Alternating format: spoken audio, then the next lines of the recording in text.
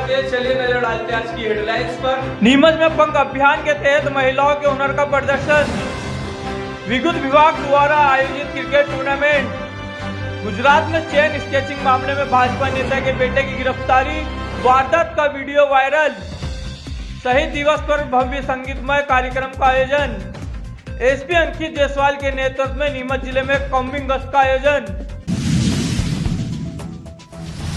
प्रधानमंत्री नरेंद्र मोदी के तीसरे कार्यकाल का पहला बजट शानदार रहा। बजट में मिडिल वर्ग के साथ हर वर्ग का ख्याल रखा गया। नीमच विधायक दिलीप सिंह परिहार ने इसे सर्वहरा वर्ग का बजट बताया। पीएम मोदी ने सभी वर्ग का बजट में ध्यान रखा और बजट लोकहितकारी है। मोदी सरकार के तीसरे कार्यकाल के पहले बजट में केंद्रीय वित्त मंत्री निर्मला सीतारमण ने इनकम टैक्स पेयर्स को बड़ी राहत दी है। अब नौकरी पेशा लोगों को नई टैक्स रिजिम चुनने पर सालाना 12.75 लाख तक की इनकम पर कोई टैक्स नहीं देना होगा।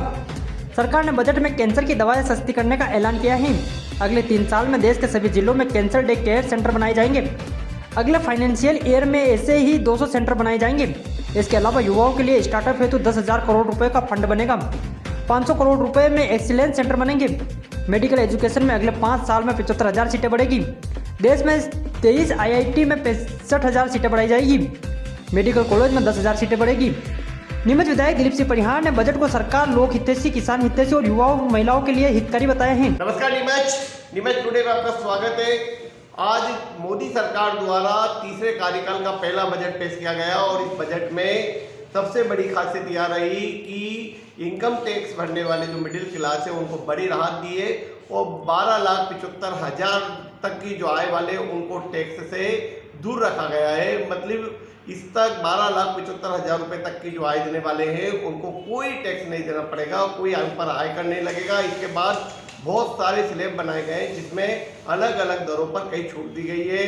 दवाएं सबसे ज़्यादा सस्ती कर दी गई है। नए मेडिकल कॉलेज खोलने की घोषणा की गई है। नए एम्स और बनाए जाएंगे और जो ज़मीनी मुद्दे हैं उनको छुआ गया है। आज बजट को लेकर हमारे बीच बात करने के लिए मौजूद हैं नीमच के लोकप्रिय विधायक दिलीप सिंह जी परिहार साहब। भाई साहब, नीमच टुडे में आपका स्वागत है। आपने देखा कि बजट मोदी सरकार के तीसरे कार्यकाल का पहला बजट है और जो मिडिल क्लास जिसे कहते हैं कि वो दोनों तरफ से परेशान रहता था, इस बार मिडिल क्लास को खुश कर दिया गया है, क्या कहेंगे? बजट सर्वहारा वर्ग का कल्याण करने वाला बजट है। देश के प्रधानमंत्री माननीय नरेंद्र मोदी जी के निरीक्षण में श्रीमती निर्मला सीतारमण जी ने जो 8वीं बार बजट पेश किया है वो बजट अभूतपूर्व बजट है। उसमें किसान, महिला, गरीब सबका ध्यान रखा गया है और यह बजट एक ऐसा बजट है जिसमें मध्यम श्रेणी के लोगों का विशेष रूप ध्यान रखा गया।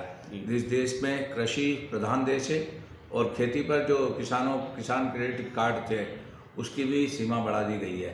यही नहीं, किसानों को खाद, बीज और अन्य सुविधाएं उपलब्ध कराई गई है। वहीं इलेक्ट्रॉनिक सामान में भी कटौती की गई है। आप देख रहे हैं कि आज दवाइयाँ सस्ती हुई है, कैंसर के अस्पताल खुल रहे हैं, उनके लिए पर्याप्त व्यवस्था की गई है। मेडिकल कॉलेज अन्य खोलने की भी व्यवस्था की गई है। 12 लाख तक के आय वालों को इसमें छूट दी गई है। ग्रामीण परिवेश को बढ़ाते हुए शहरी परिवेश में भी बहुत शहरों को उन्नत करने के लिए भी इस बजट में अनेक प्रकार का प्रावधान किया गया है। ये बजट ऐसा लग रहा है कि जिसमें नारी सम्मान हो, मातृशक्ति का भी विशेष रूप से ध्यान रखा गया है और गैस की टंकी के भाव कम किए गए हैं और घरेलू काम उत्पादन वाली चीज़, इलेक्ट्रॉनिक चीज़ों में वहाँ जो ऊर्जा से चलने वाली गाड़ियाँ हैं उनमें भी बहुत राहत प्रदान की गई है।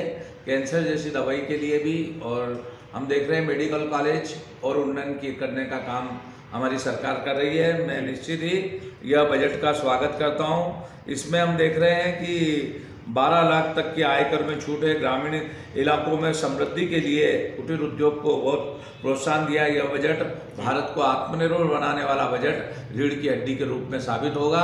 आने वाले समय में भारत आत्मनिर्भर बनेगा।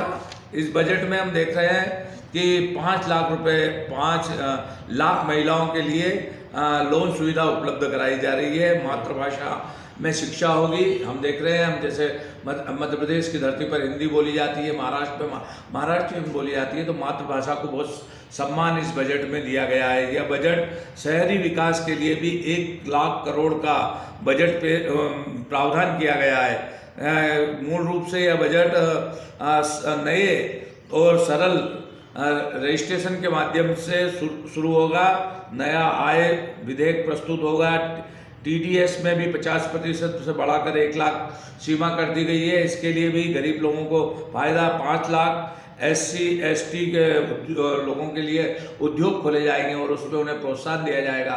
तो ऐसा लग रहा है ये बजट किसानों के लिए, गरीबों के लिए, मध्यम श्रेणी के लिए, महिलाओं के लिए, SC ST के लिए बहुत ही हितकारी बजट है और यह बजट आने वाले समय में आत्मनिर्भर भारत की नींव साबित होगा। जी जी, जैसा कि वैसे देखा गया कि बजट से पहले जो राष्ट्रपति भाषण था तो सोनिया गांधी ने उन्हें गरीब कहा और मजबूर राष्ट्रपति बताया, उसको लेकर भी देश में एक बड़ी चर्चा चल रही है।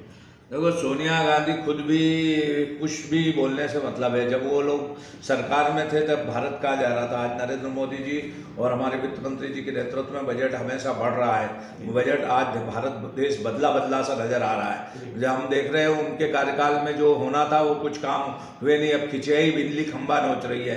कांग्रेस को कहने के लिए कुछ नहीं है। आज भारत अपने पैरों पर खड़ा हो रहा है। भारत का सर्वांगीण विकास हो रहा है और ये बजट आत्मनिर्भर भारत बनाने में, महिला, पुरुष, अनुसूचित जाति, जनजाति, गरीब को बढ़ाने में, मध्यम श्रेणी के लोगों को बढ़ाने में ये बजट नींव का पत्थर साबित होगा। धन्यवाद साहब। तो आपसे नियमित विधायक दिलीप सिंह परियार जो कि बजट पर प्रतिक्रिया दे रहे थे, जैसा कि उन्होंने बताया कि बजट लाभदायक है और सभी वर्गों के लिए कार्य कर रहा है और मोदी सरकार ने इस बजट में नया कीर्तिमान रचा है। नियमित टुडे के लिए मनीष नायक के साथ राकेश की रिपोर्ट। मध्य प्रदेश के भाजपा नेता और पूर्व विधायक का बेटा गुजरात में चेन स्केचिंग के आरोप में पकड़ाया गया। खास बात यह है कि उसने गर्लफ्रेंड की जरूरत पूरी करने के लिए ये वारदात। मनासा भाजपा नेता और पूर्व विधायक का बेटा गुजरात में चेन स्नेचिंग के आरोप में पकड़ा गया है। आरोपी ने 25 जनवरी की देर शाम को एक बुजुर्ग महिला के साथ चेन स्नेचिंग की वारदात की। इसका वीडियो भी सामने आया है, जिसके बाद बुजुर्ग महिला ने थाने में शिकायत दर्ज करवाई। पीड़ित की शिकायत के बाद पुलिस ने घटनास्थल से लेकर सड़क तक के करीब 250 CCTV चेक किए, जिसके बाद पुलिस ने प्रद्युमन सिंह तक पहुंची। अहमदाबाद की घाटलोडिया पुलिस ने गुरुवार को आरोपी को गिरफ्तार किया है और आरोपी के पास से सोने की चेन भी जब्त कर ली। इस पूरी घटना में दिलचस्प बात यह है कि आरोपी ने गर्लफ्रेंड के शौक पूरा करने के लिए चोरी की वारदात को अंजाम देना शुरू किया था, लेकिन गर्लफ्रेंड के शौक पूरा करने के शौक ने सलाखों के पीछे पहुंचा दिया। आरोपी का नाम प्रद्युमन सिंह चंद्रावत है। वह भाजपा नेता और पूर्व विधायक विजेंद्र सिंह चंद्रावत का बेटा है। विजेंद्र सिंह साल 2008 में नीमच जिले के मनासा विधानसभा क्षेत्र से विधायक रहे हैं। तब वे कांग्रेस में थे और कांग्रेस की टिकट पर चुनाव जीतकर विधायक बने थे।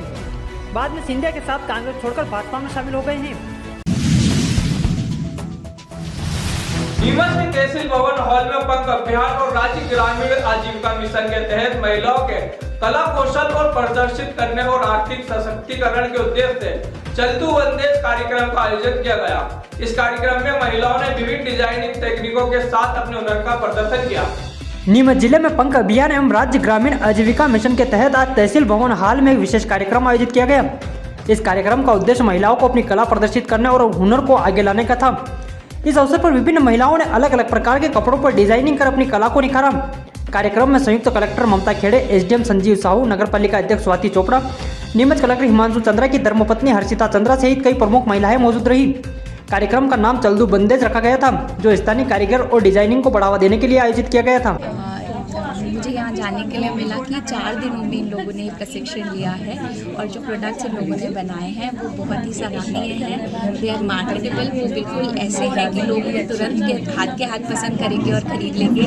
हम खुद भी बहुत इंटरेस्टेड हैं उनके प्रोडक्ट्स खरीदने में और जिस लेवल पे उन लोगों की क्षमताएँ हैं वो और निखर कर आएंगी आगे के समय में, वो मेहनत करेंगे तो इसे हम पूरे देश में चंदू के बंदेज के नाम से फेमस कर पाएंगे। आप स्वयं ने बताया मैडम जी कि आप डिज़ाइनर भी रहे हैं, क्या खासियत महसूस की और इसके लिए क्या सलाह इन लोगों को देना चाहेंगे आप? जो खासियत हमने इनके काम में देखी वो ये है कि जब उन्होंने कुर्ते बनाए तो उन्होंने प्रॉपर प्लानिंग ली है कि कुर्ते का फ्रंट कैसा बनाएंगे, हम डिज़ाइन क्या डालेंगे, बैक में क्या डिज़ाइन डालेंगे, साथ में दुपट्टे में क्या हम डिज़ाइन डालेंगे। तो ना सिर्फ जस्ट एज अ कारीगर, वो एक्चुअली एज अ डिज़ाइनर सोच पा रहे हैं कि हमें हमारा प्रोडक्ट कैसा दिखना चाहिए फाइनली कस्टमर को। तो ये बहुत ही सराहनीय है, ये बहुत आम नहीं है लेकिन ये कर पा रहे हैं, ये बहुत अच्छी बात है। महिला सशक्तिकरण की दिशा में इसको कितना बड़ा कदम मानती हैं आप?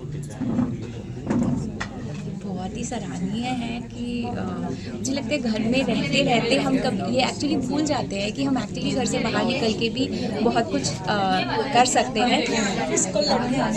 जो महिलाएं घर में रहती हैं, मुझे ऐसा लगता है कि उनके पास एक कॉन्फिडेंस की कमी होती है। उन्हें ऐसे प्लेटफॉर्म पर लेकर आना और उनसे बातचीत करना कि वो अपना प्रोडक्ट बेच सके, ये उनमें ना सिर्फ उन महिलाओं में कॉन्फिडेंस भरेगा, जब वो कॉन्फिडेंट होंगी, वो सशक्त होंगी, तो उनके साथ उनके बच्चे और पूरा परिवार सशक्त होगा। क्लिप चलते बहुत ही बड़ी पहल है ये, क्योंकि अगर हम महिलाओं को सशक्त करते हैं तो पूरा परिवार सशक्त होता है। देखिए, मुझे लगता है कि प्रशासन की जो ये पहल है, जिसमें पंख अभियान के तहत उन महिलाओं को जोड़ा गया है जो भी स्वाभिमान से जीने का अधिकार रखती हैं, और प्रशासन ने जो एक ऐसी पहल करी है जिस वजह से बहुत सारी महिलाओं का जीवन बदल सकता है। तो जब एसडीएम मैडम ने बताया इस कार्यक्रम के बारे में, तो निश्चित ही हमें लगा कि हमारा यहाँ पर आना, इनसे बात करना बहुत ज़रूरी है। और एक दिशा जब मिलती है व्यक्ति को, सही दिशा में अगर वो चलता है, तो आने वाले जनरेशन और पीढ़ियों तक का एक बड़ा परिवर्तन हम ला सकते हैं। तो आपकी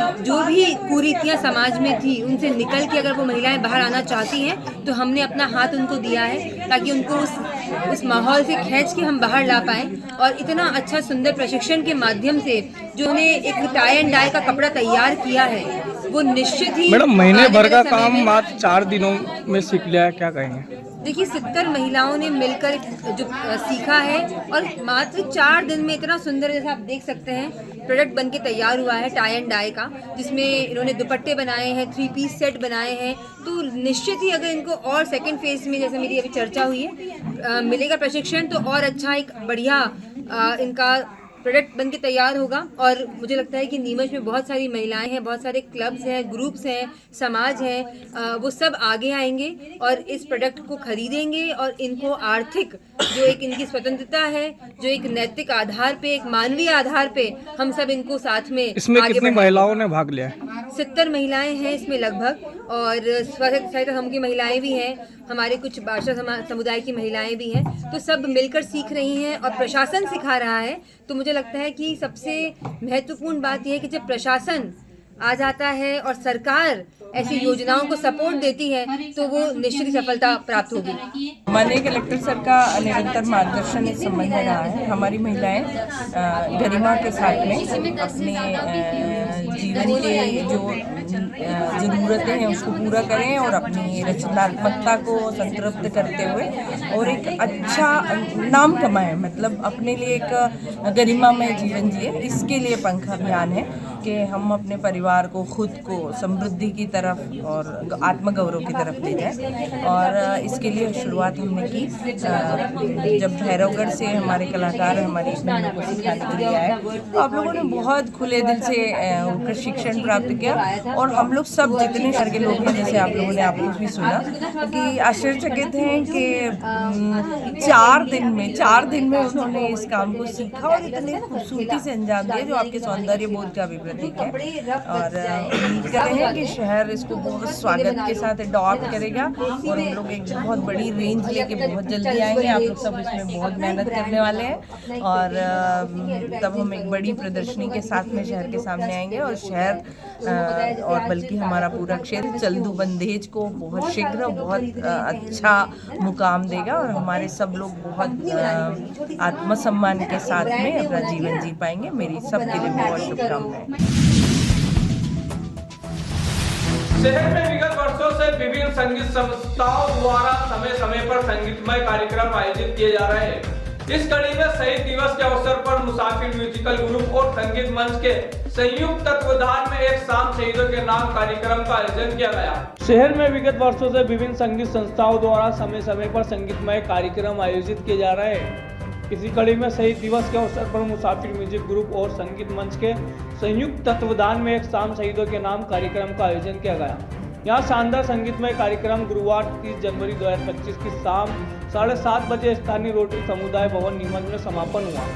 कार्यक्रम में जिले के वरिष्ठ अतिथिगण जैसे कि अनिल चोरसिया, माधुरी चोरसिया, मनोहर लोढ़ा, भरत जाजू, शिव महेश्वरी, बाबूलाल गोड़, जम्बू कुमार जैन, ब्रिजेश सक्सेना, संगीता जारोली, आशा सांबर, श्रेया लोढ़ा, रिंकू राठौड़ उपस्थित थे।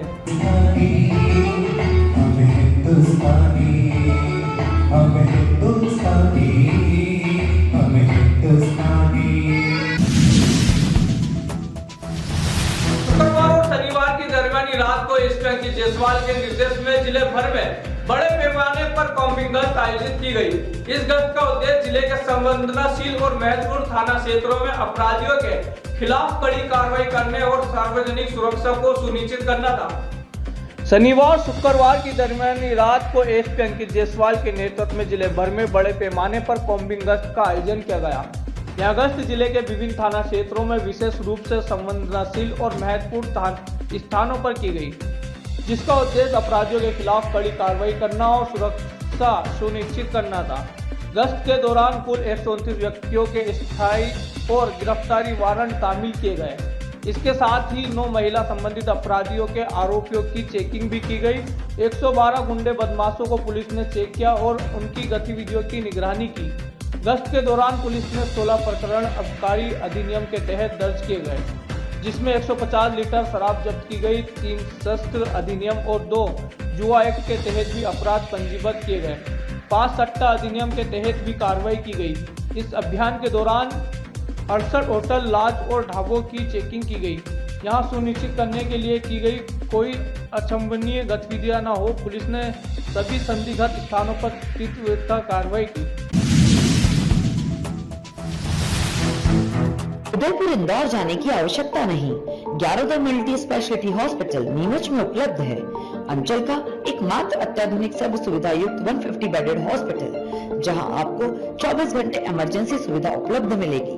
साथ ही सभी बीमारियों का इलाज, जांचें तथा दवाइयां एक ही स्थान पर उपलब्ध है।